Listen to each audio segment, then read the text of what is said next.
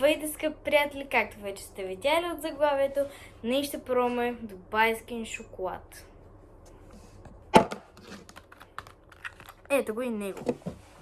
Сега първо го отварям, между другото не съм пробвал никога дубайски шоколад. Окей. Е така идва. Така ще ви пристигне и при вас.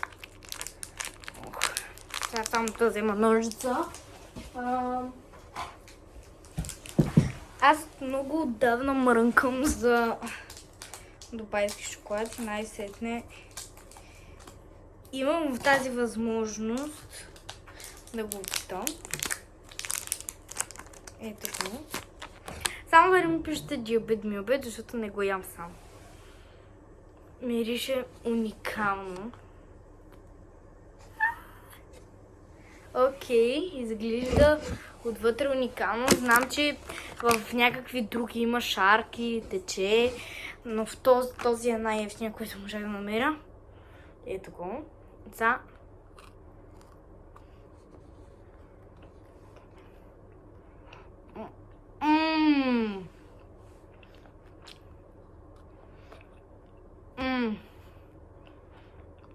Това е най-хубавият шоколад.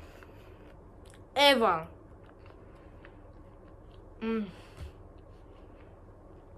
Това е аж по-шеди.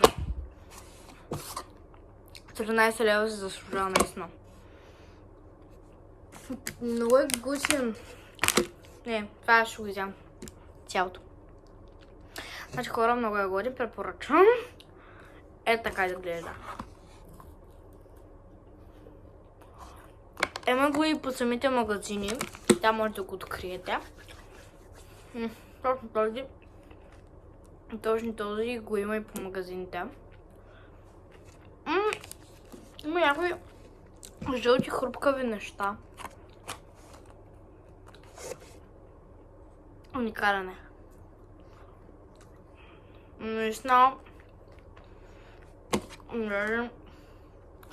Не хора, си по-шедим.